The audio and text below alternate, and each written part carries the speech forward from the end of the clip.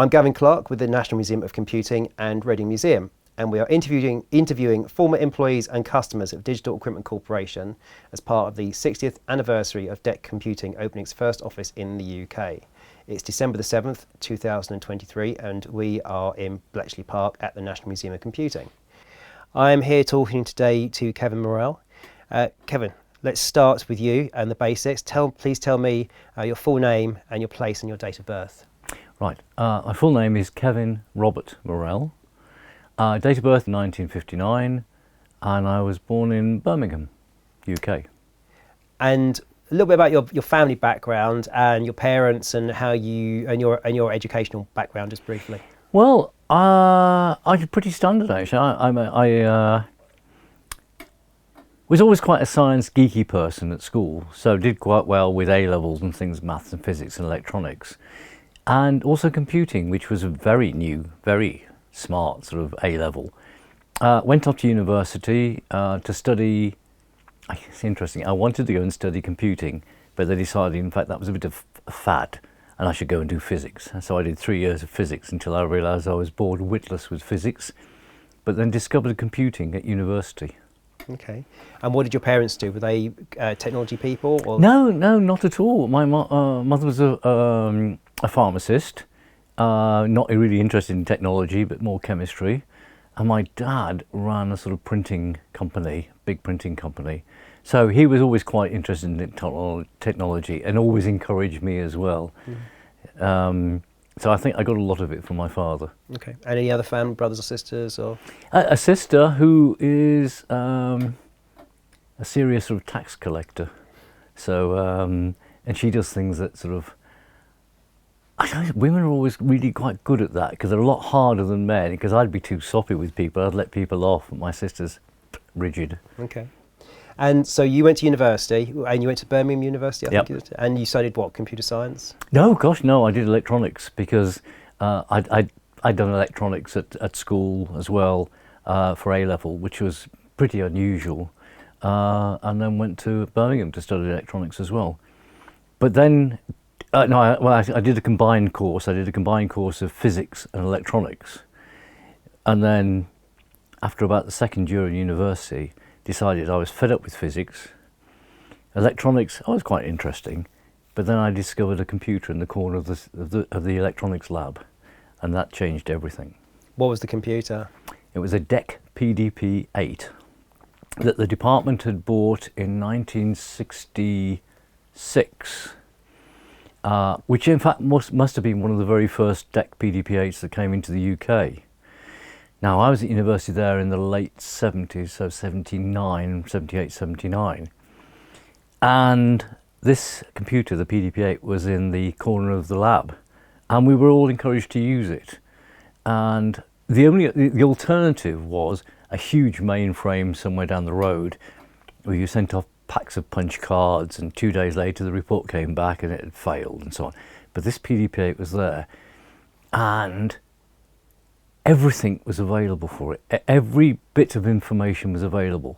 So we would fix it. We would do extensions to the machine as well, and programming the machine. And I fell in love with programming the machine. So by the time I came to graduate, the first job I went to afterwards was computing immediately. And what was it about the working on this PDP-8 was so good? Because it sounds like you it wasn't just programming, you were physically building. Oh yeah, machine. well it was, and I've always regarded the PDP-8 as the first personal computer, because it was desktop machine, you were the sole user of it, you could control everything on the machine and program it to do. There was no limit to what you couldn't program on that machine, given your expertise and time and effort, and it was so immediate, and that was pretty well unknown. I mean, it's well before home computing and so on, but that made it so much more exciting. What programs were you building? Oh gosh, we were doing all sorts actually. We were trying to program a system on the PDP-8 with some extra electronics hardware to do voice recognition. I don't think we got very far. But this was spare time because we were meant to be doing degree courses in electronics and physics and so on. And I found myself spending much more time with the PDP-8 than ever I did on my actual coursework. So it still wasn't you weren't studying the PDP-8, it was a tool for your it was a tool in the electronics lab, and we were using it to control certain bits of equipment in the electronics lab, which was quite interesting in itself. But just the machine, using the machine, was quite fantastic. The machine itself, well, I used it until I graduated in '81. Quite what happened after that. But a friend of mine at university stayed on at Birmingham to actually do a PhD. And about 4 or 5 years later, this is about '84, rang me one day and said, "You know that PDP-8 you used to use in the lab?" I said, yes. "It's about to be skipped. You need to get here quickly." So I dashed back to Birmingham and collected the PDP-8, which was just fantastic. And many years later, when I was involved in the starting of the National Museum of Computing, brought the PDP-8 up here, and that original machine's been on display ever since. What was the emotional pull? Why did you feel you had to save it? I think by 1984 people realised this was an iconic machine. It's a beautifully designed machine.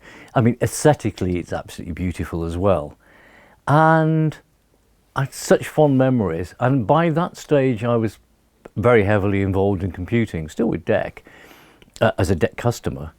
But that was just such a draw to that particular machine. You've described it very strong in terms of iconic and beautiful. Yes. For people who haven't seen it, could you please describe that to them and those values you've given it? It is, it's a desktop mounting machine, although you would need a seriously strong desk. It's about 1 metre high with a control panel at the front, the sort of control panel that people really think of computers. There are lots of lights and switches. But the actual body of the electronics are held above it in a sort of perspex frame, which just looks fantastic. Original sort of wooden cheeks down the side of the machine. And the beauty of it was that the two big perspex covered panels on the side would swing open like a book, and then you could dive straight into the machine inside. Quite wonderful. Why was that important, getting into it like that? Because the machine, I'm quite sure the machine wasn't under any maintenance contract with DEC. I mean, it was already more than 20 years old when I was playing with it. But the important thing is that DEC always provided all of the information, all of the circuit diagrams, all of the diagnostic tools you'd use. So we were able to actually repair the machine, extend the machine, build new interfaces and so on. And that was almost completely unknown outside of DEC. So what went through your mind when you got this phone call? Well, you had to save it for what reason? I think partly because there was a nostalgia feeling, of course, and I thought at the time, I thought that machine was so important to me, even in the mid-80s, was so important that I got into that industry, that it could not be skipped. I just couldn't bear the idea of it being destroyed. It is quite a beautiful machine, and I think I was living in Reading actually as a DEC customer, not working for DEC, and I remember dashing up to Birmingham, meeting my colleague outside the building. He said, "Thank God you're here." He said, it's in the goods lift, and nobody knows it's going, but they think it's going to the skip. So I'll help you get in the back of the car." That was quite a struggle getting in the back of the car. I remember that. And it moved with me at least 3 times. So everybody else is worried about how you move the wardrobe, but I was worried about how do you move the PDP-8. And we moved it 3 times, and eventually, thankfully, it's found a home here at the museum. So obviously a very important machine. So you've gone from university to your first job. What's your first job, and how did DEC help in that respect? It did, because my first job wasn't actually, my first job wasn't with DEC equipment. It was with a British company called BCL, who were producing a machine very akin to the PDP-8. And I turned up for my interview, and they said, well, what programming have you done? Expecting me to say Fortran or COBOL or something boring like that. So I whipped out some of the coding sheets and listened. I said, all in assembly code and machine code on a PDP-8. They looked at this, and I remember the interview was 2 o'clock in the afternoon. I sat there till 4 o'clock chatting with them, and then they took me to the pub, gave me the job before they took me to the pub, got me drunk, and then put me in a taxi to send me home, and I had to get the bus back to collect the car the next morning. And that's fantastic. And it was that because I appreciated how to program efficiently on a machine like that. What does that mean to program efficiently? You need to remember that PDP-8 had 4K of memory. And I was trying to think of some sums earlier. That's about 2 million times less than my laptop's got, and probably 1 million times less than my phone's got. So there's not a huge amount of space to write programs. The machines were pretty fast, but you needed to be careful. You needed to think how the program was going to work. Would you be able to actually fit it in memory? That's the program and the data. There are no disks, there's no external storage at all, so you are limited, and that forces you to be creative about how you design and run programs. So when I went to my first job, I'm having a similar conversation with them. They were using something like this British equivalent, say, of a PDP-8, running 15, 20 users on that machine in little more than 4K of memory. And that's pretty impressive. So it taught you how to be very disciplined in your coding? Yes, absolutely, yeah. Do you think the PDP-8 went on to be very successful, of course, and yet we look back on it now as being quite limited in its memory, etc. What was its success factor? We were talking about the original PDP-8 from '65. The PDP-8 had a long history. Faster machines were built that still obeyed the same instruction set, had more memory, supported, in many cases, many more users. And in fact, the PDP-8 lived on into personal computing. One of the machines that people might remember from offices for early word processing was called the DECmate.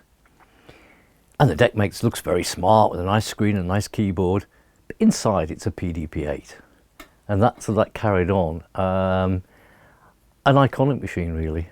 What did DEC get right with the PDP-8 for it to have sold so well in its huge numbers and to create this category of mini computer? What I think the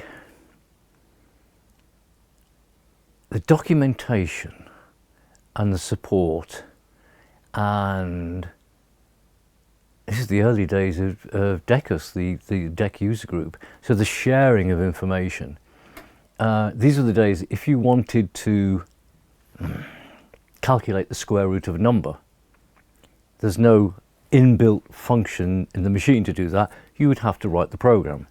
And programs like that were shared among DECUS users. So that made such a difference. I mean, obviously that carried on well after the PDP-8.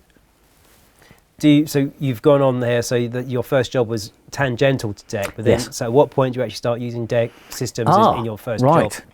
I then moved on to Apricot Financial Systems, and they sold systems for really back office banking and investment banking.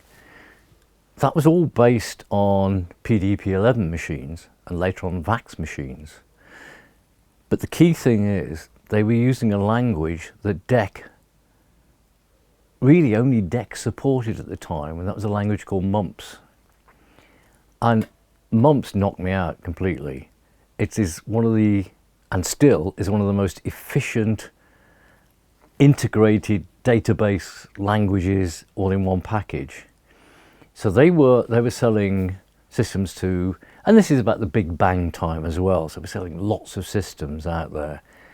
And knowing your way around how DEC operated, and in terms of say DEC, sort of DEC philosophy. You knew what the DEC philosophy was. So any new machine that DEC produced, and we moved from the PDP-11 to the VAX and so on, you knew what the philosophy was behind it. You knew what the family ties were between these machines, and that just made it so much easier.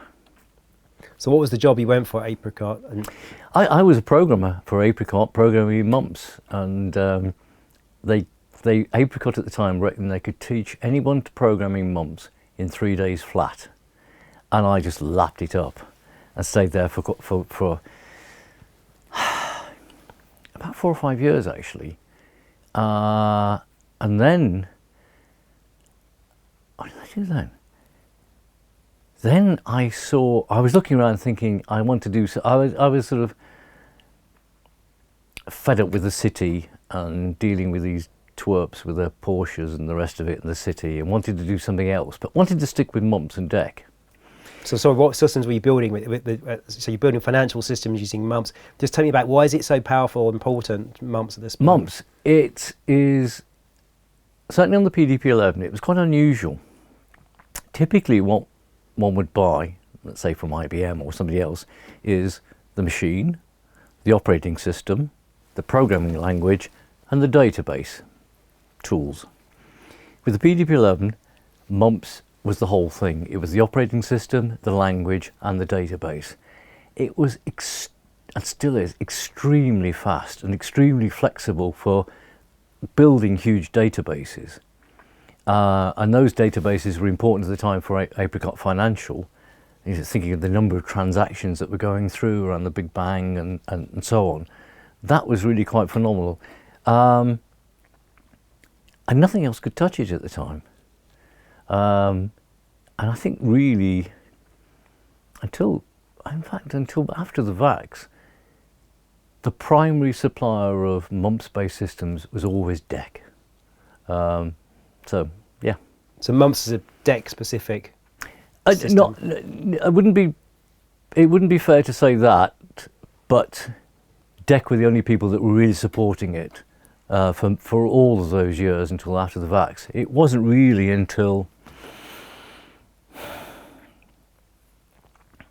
the late 80s and early 90s that other people started providing mumps-based systems, because at that stage things like PCs were available as well. So other people were getting on the bandwagon. Where was it being used in financial services? You mentioned the Big Bang just now. Tend to be back office systems.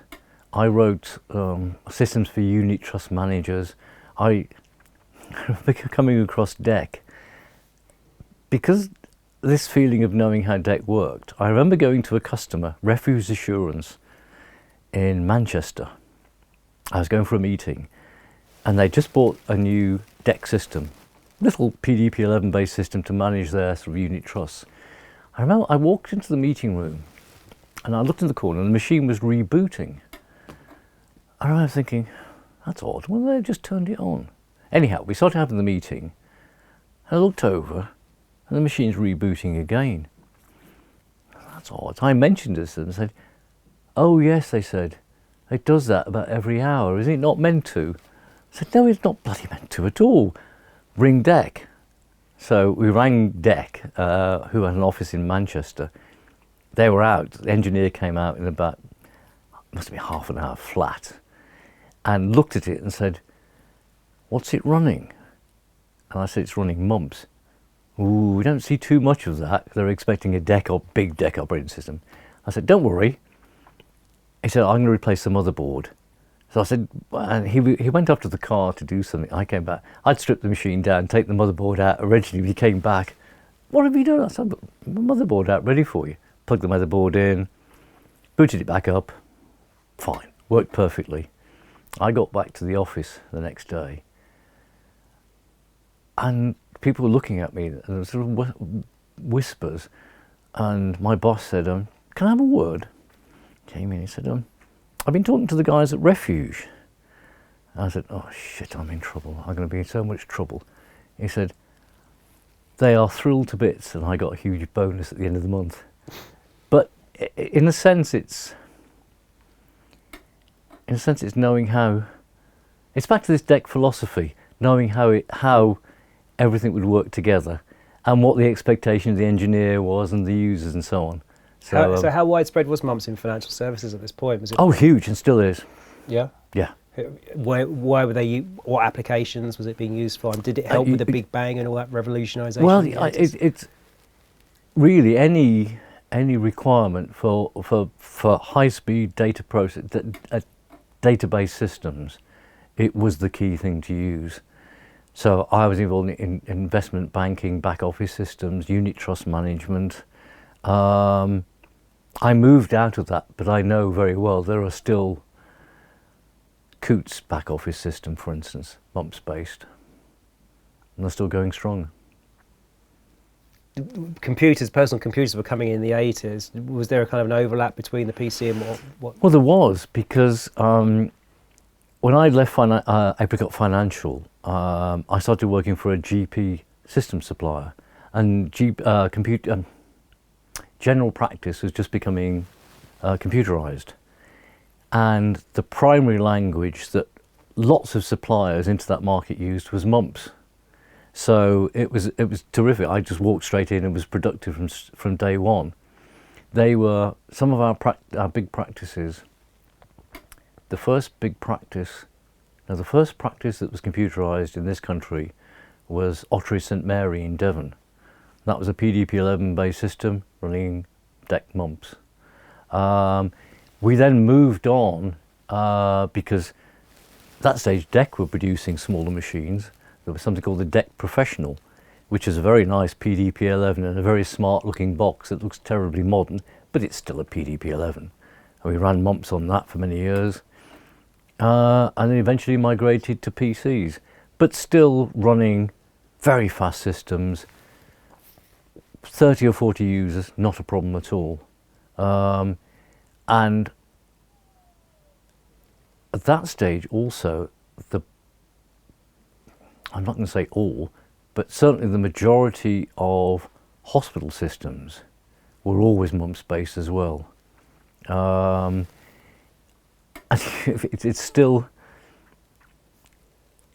it's odd. I worked for the GP system supplier until 1999 or 2000, and then decided I actually want to work for myself. And the obvious thing was to go into the I set my own company up providing systems for the NHS. Initially mumps-based systems. It's moved on now, but I've stayed with that now, and I now run a software company in the UK. There are 15 programmers, and it's all health-based systems. Ironically, a lot of it in Canada, but all based from a UK company. Just go back, you mentioned Ottery St Mary, the first Yes. GP practice to become computerised, which you were involved in. Yep. Obviously computers are ubiquitous now, and the rest is history. Tell us about how that project and you came involved in it, how it progressed, and how and why DEC was maybe used in that. Oh, okay, Ottery St Mary. There was a project called the Exeter Community Health Project. The local big hospital was Royal Devon and Exeter Hospital. They had a big ICL mainframe.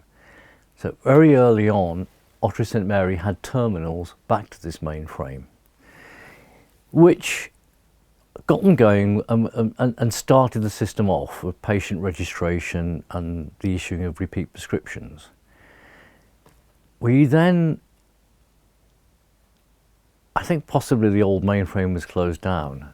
Ottery St Mary then were very keen to carry on being computerised. So we ported the system they had at the moment across to mumps. And that was revolutionary because suddenly it's a heck of a lot faster. The PDP-11 that operated Ottery St Mary was in the cupboard just down the corridor. It was all immediate. And there was no stopping us then. I remember we were printing the first prescriptions. Now everybody expects a prescription. At one time, prescriptions, when they were printed, had a little counterfoil on the side that was blank. The only reason that's there is because the DEC printer that we were using we couldn't adjust the tractor feeds close enough. So we thought, we'll have it full width, get perforations down the middle, and we'll think of something to do on the right-hand side eventually. Another DEC legacy. Why FP10Cs are the same. And then that grew. It became known as the Exeter GP system, and we had hundreds of users, all mumps based, around the UK. The other big supplier, which is still very much with us for GP systems in the UK, is a company called EMIS. They were also mumps based. So EMIS and Exeter GP system were always the quickest, most efficient, and we put that down to mumps. So these are very revolutionary, game-changing projects, technology-related projects. Yes, absolutely. Ottery St Mary was the first practice in the country that went paperless, and that was incredibly brave. Every other practice would have paper notes, and the GP would write notes. They did away with all the paper notes, and everything went on the computer. So it was very visible and critical that it actually stayed working. And that was all on DEC, on mumps system? Yep, on PDP-11s on the mumps system. Any feedback from the medical staff or from patients ever? Patients loved it. They're always intrigued. One of the GPs, there's a practice, I think there were 5 GPs in the practice. On day one, they went paperless. One of the GPs turned in an astronaut's outfit with a huge astronaut's headgear on as well, and sort of welcome to the brave new world. But no, it went incredibly well. Did you get any news media pick up on that at all? Oh yes, a huge amount actually, yeah. What was the coverage? I can barely remember. There was a lot of concern about security, even in those days. Not so much that anybody could hack into the system, is what happens if the system wasn't available? What happens if the system crashed? Or we lost all the data? How would we actually treat patients? I think the concerns were on that front at that stage.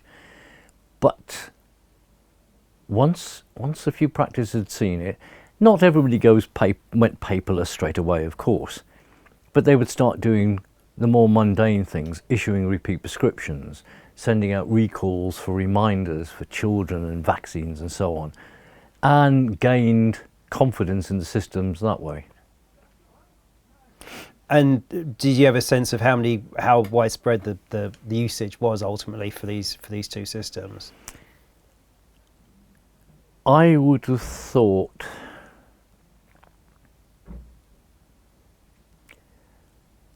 a good third of half practices in the UK were computerised. No, more than that. Pretty well by the late 80s. No, hang on. I think certainly by the early mid-90s, pretty well every general practice in the UK was computerised. And of those, with different suppliers, half of them were mumps based. Easily half of them. And the bulk of hospital systems that we were also talking to were mumps based as well. And that carries on. It's interesting though that by this stage mumps has moved away from being just the DEC language, because other people are providing mump systems. And even now, despite some name changes, mumps is still there, running a huge number. We do a lot of work in Canada and the US now. One of the big suppliers there is a company called Meditech. And they don't make a big thing of it, but it's mumps in the background. And you'll actually, in the health service, if you dig, you'll find mumps there still. And that's mumps now running on Windows or? Always running on Unix boxes and Windows and Linux boxes and VAXes and Alphas and heaven knows what now. So what happened? So I guess the question is, where did you go after this? This is quite a large project, isn't it? What kind of DEC? Where would DEC take you next? We had then moved into What have we done? After after the GP system, I set up my own company, and was buying DEC-based, well, I suppose early PCs, but sort of like, say, super micros, that sort of thing, and running mumps on those still. After all, by the time we then, mid 2005 and so on, we then started to move away from mumps. Part of the requirement, people were expecting very much more graphical based systems and so on. Mumps wasn't being developed as fast as all the other languages.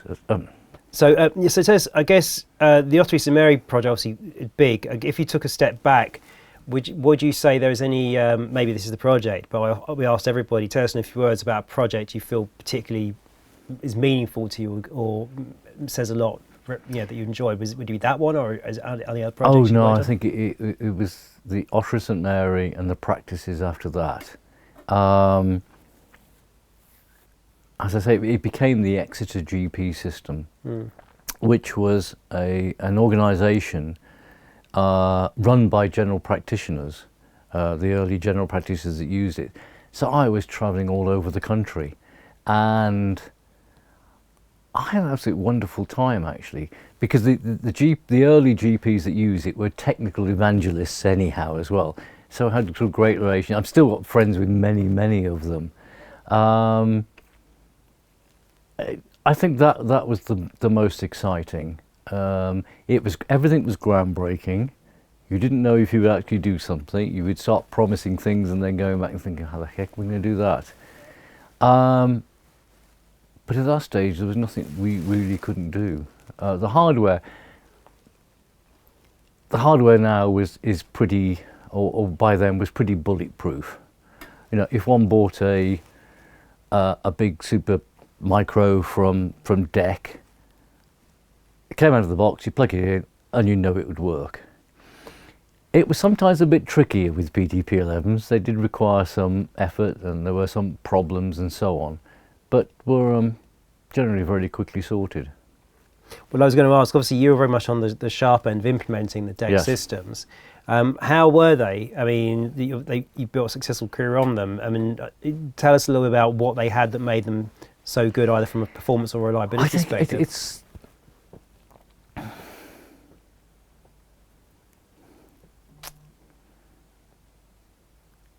They had problems at times. And we were a fairly early adopter of certain things. I remember these are machines that you bought the basic framework of a PDP-11. The discs were extra from DEC, and the disk controller and the extra memory and the peripherals and the printers. I remember having a DEC disk controller that would, under very odd circumstances, would simply write to an almost random area of the disk and destroy a chunk of the database. So we were going quite expert at fixing things like that. But DEC would always listen and take the users seriously. If we rang up and said there was either a problem with the mumps language itself or some software change to mumps, they would always listen. And same with the hardware. If you went and said, under these circumstances, this happens, we think it's a problem, you would always get a sensible answer. And much of it, because of the documentation as well, you were able to diagnose problems yourself. We were able to run diagnostic programs on this controller, for instance, that anybody else, if you'd bought some huge thing from IBM, you would never have had access to that information. You would never have been able to work at that level with the machine. I think that's what made DEC different. So and that hadn't changed since the days of me using the PDP-8 at uni. So what was the documentation? I mean, are we talking like big fat manuals? Are we talking like A4 flyouts? What is this documentation? Oh, everything from very cheaply produced A5 booklets, the DEC handbooks, and they were hundreds of these. and all very readily available. I remember ringing up DEC and said, can I have this, this and this? And they said, well, actually, this was actually DEC in Sutton Coldfield that had a branch. He said, well, come over and have a look. And I went over and I said, can I have that one, that one, that one? That? Oh, yes, of course, help yourself. And that was terrific. Then the official manuals, you could fill this library several times over with DEC manuals. At the days where we were using VAX, the VAX manuals were orange, bright orange, and it used to be referred to as the orange wall, and it was just VAX manuals. Everything was documented fantastically. And how did you have to would they just give it to you, or did you have to request it? How did the stuff arrive? The little DEC handbooks, they would just give out to everybody. Anyone could have them. I can't remember, we had to buy the manual set. I remember we bought a Microvax, a lovely little machine, looks like a sort of small convector heater. And that came in about 3 boxes, and we thought, hang on a minute, it's not going to fit where we've got this in a general practice. 1 box was a machine, the other 2 boxes were manuals. I think fantastic. And how detailed is the manual? Everything. What are you getting in there? Everything. Every aspect of the software and the operating system was detailed in there. The hardware manuals as well, every single circuit diagram was detailed. Fault finding guides, that was all detailed there. Even from the early days of the PDP-8, the circuit diagrams, everything was readily available and well produced and well explained. And that was unknown from anywhere else, absolutely unknown, very unusual as well. And I think that's what led to the longevity of some of the machines, because, well, going back to the PDP-8, it was obviously bought by the department. I mean, heaven knows how much it cost in 65, 66. But because it was so well documented, once the original department had finished their use of it, everybody else carried on using it. I don't think any DEC equipment ever got scrapped eventually, because it always went to another user. And I think that's why certainly computer museums here and around the world are obviously blessed with quite a lot of DEC equipment, because it was loved and kept. So I'm interested in your comment you made about, you said a couple of things. DEC, you would call DEC up and they'd always listen. Getting a tech supplier on the phone these days is a remarkable achievement. Oh yeah. But back then, how easy were they to reach? I'm not sure about official, well, okay, 2 things. Refuse assurance, they obviously had a maintenance contract with DEC, and quite what the maintenance contract was, but the engineer was out in 5 minutes. Once you knew certain people in DEC, you could always ring people. And Mumps was a relatively small world. You know, DEC had moved on to VMS and RSX and so on. They're big multi-purpose operating systems. So DSM, Digital Standard Mumps, was a relatively small world. So you knew, and this is generally before email was completely available, you could ring somebody up and talk to the guys that wrote and developed Mumps. That's pretty unusual. And you said they listened, they always listened? Did you? Yes, they did. I think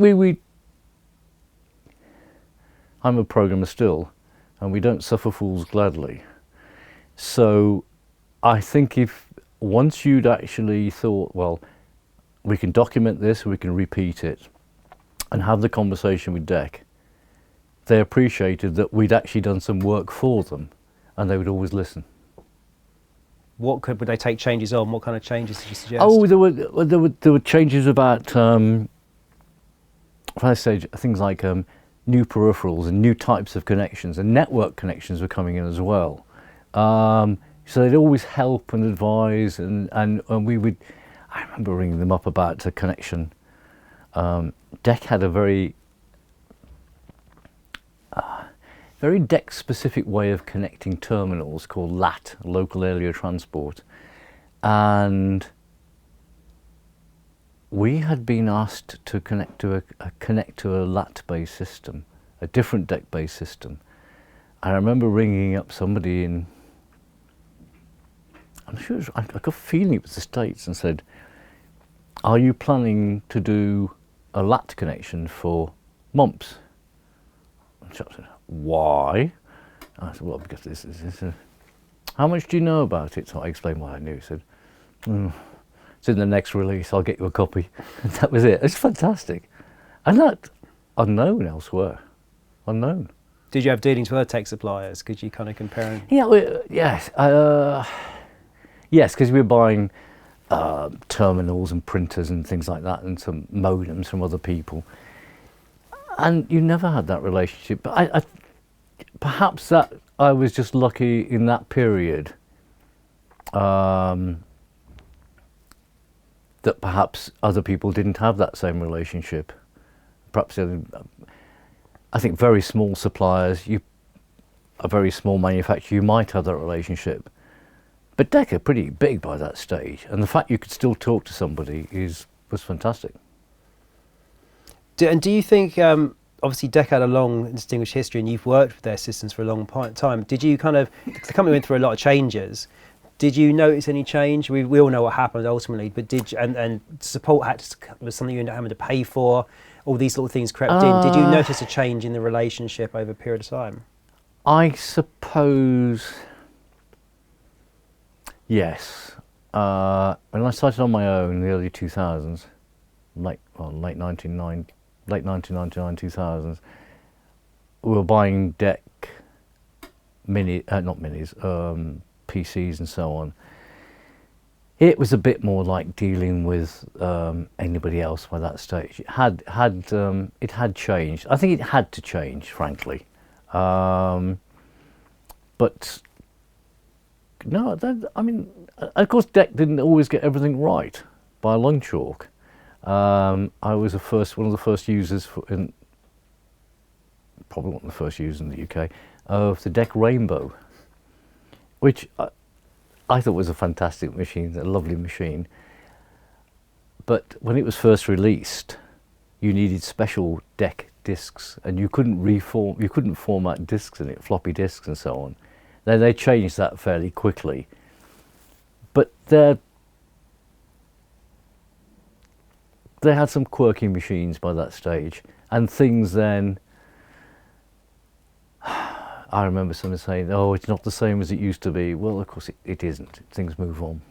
And you'd noticed it, you said, in terms of your dealings with the company, had it become... Oh, we were dealing very much arm's length, and we were buying from a distributor that would then buy from DEC and so on. So that relationship had stopped. Mm-hmm. Yeah. And what about the support relationship? Was that kind of changing? No, I didn't actually know. Having said that, no, because I remember the DEC Rainbow, they produced a sort of graphics card for it, which we bought. And I remember thinking, how's this going to work these days? But a DEC engineer turned up who'd been with DEC for years. I think that was the other thing as well, that when you spoke to people from DEC, they had a history with DEC as well, that they'd been there for many years. I remember buying the graphics card for the DEC Rainbow, and the engineer arrived, and we started talking, and he'd worked for DEC for years as well. So that level worked. But yes, it became more corporate, and you were a bit more distant. But I think that's life. And the quality of the support, the tech people you met was... Excellent. Absolutely excellent, to be honest. They went a lot of training, didn't they? Huge amount of training, and I keep harping on about this documentation.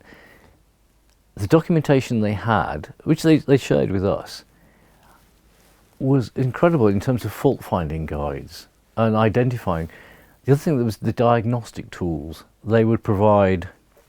Later on it was on discs and things like that, but early days you would have a tray of paper tapes, and the paper, one of the paper tapes would test the tape system, another paper tape would check the floating point system, and you could always run these diagnostics and actually certainly make it easier. You could then ring DEC and say, PDP-8, or PDP-11 by that stage, it's failing the floating point diagnostic. And I say, which one's that? And say, it's main DEC number, so-and-so, so-and-so. Right, we know what that is. will be around. And that, I think that was, nobody else was doing that. I haven't seen it since ever. And did you ever use any of the third-party software? Because I think we mentioned Decus was very good at getting the community together, and there was a vibrant community of making, publishing, and sharing software. Did you ever take advantage or participate in that or consume any of that? Oh no, we did in the early days, certainly. On the early machines where you needed to be efficient because there wasn't enough space and so on, then it was fantastic, because we would devour this is all pre-internet really. So by the time the newsletter or the documentation came from Decus, you would devour that and say, "Oh look, so-and-so's got a routine that does a fast square root," and people would leap on it. How did you get it? They publish the code, or would you buy it from some They'd software? occasionally publish code, or you could then get in touch with the people that had written it and say, "Can you punch us a paper tape?" And the paper tape would come in the post. And obviously, we live in a time now of open source and sharing, and concerns about proprietary and intellectual property. Was any of this ever a discussion? No, I don't think that had ever occurred to anybody. We were all in the same boat, and I suspect if you simply devoured everything from Decus and didn't actually submit anything back, you'd probably be frowned upon a bit, perhaps. But no, everyone would share everything alike. And what was your, I suppose, a sense of community? Did you meet other DEC users? What was that? Oh yes, because there were obviously the DEC meetings as well. There was also mumps-based meetings, so you'd always meet somebody. You'd know people at the mumps meetings as well, and by that stage we'd all be using DEC systems anyhow, and mumps. So that was amazing, because you think you had a problem, not with DEC, but a problem just generally, business problem or so on. And you go there and you find other people using exactly the same software, the same hardware. And there are always discussions about, do you know what you can do with that disk? I bet you didn't know this. And that was fantastic. Amazing times. It's very much an early sense of where we are now, isn't it? That foreshadowing of open source community and ecosystems. Yes, yeah. I mean, I don't suppose DEC would be very chuffed if you simply gave copies of the operating system away. DSM was licensed and you pay a license for it. But the actual code that we were producing, the programs we were producing, and back in the early days in PDP-8s, it was very much expected you would share all of that. Very much so. So what were your last, I suppose, dealings in a business sense with DEC products and software? Oh, really?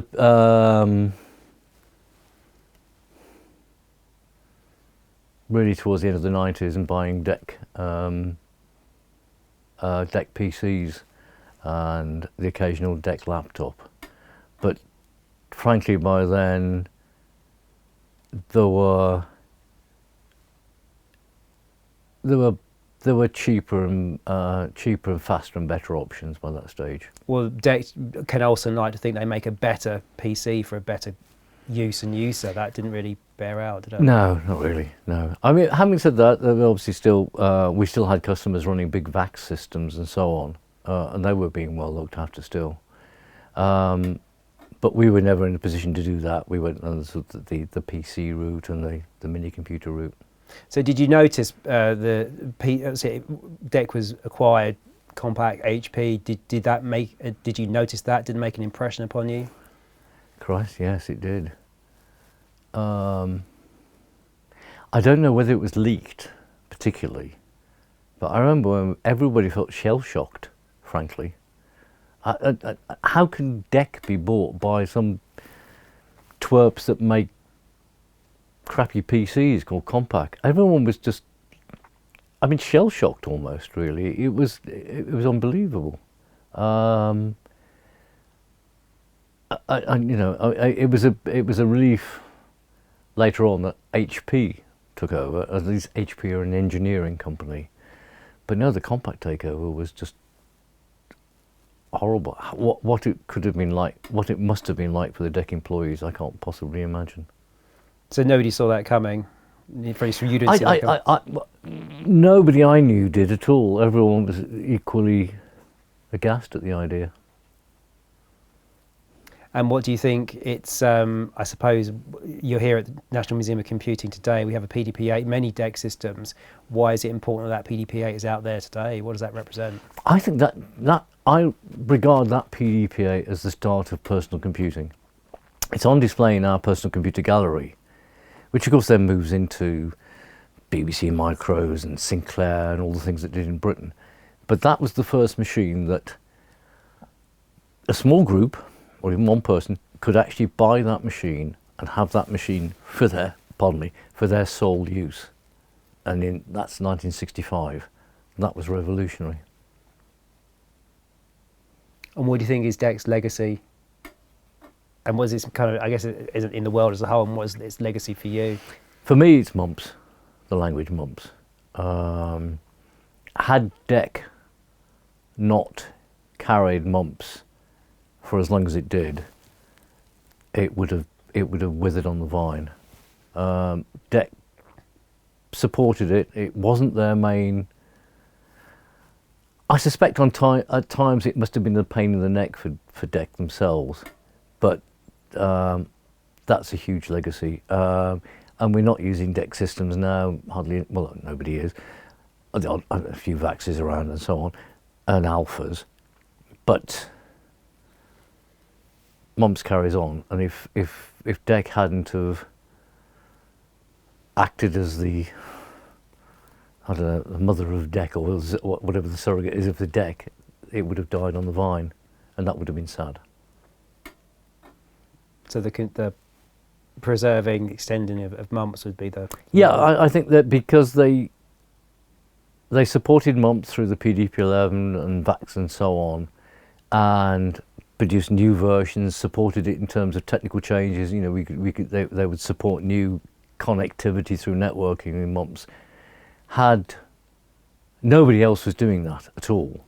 And DEC's made such a difference to the health service, for instance, in the US, Canada and the UK. If DEC hadn't have kept mumps going and supported mumps, that would have just gone. I don't know where we'd be. And what about its meaning for you? You're the one who went back, rushed up to Birmingham University to... Yes, I know, and it's wonderful it's still here. I actually, I'm not terribly sure what car I had. I've got a feeling it was something awful from Vauxhall. We took the plastic cover, the Perspex covers off the PDP-8, put it in the car, but there's a small knob on the back of the PDP-8. It's to do with adjusting voltages, and that punctured a hole in my boot in the back of in the car on the way back. So I remember the time very well. And then trying to move house 3 times with a PDP-8 is traumatic.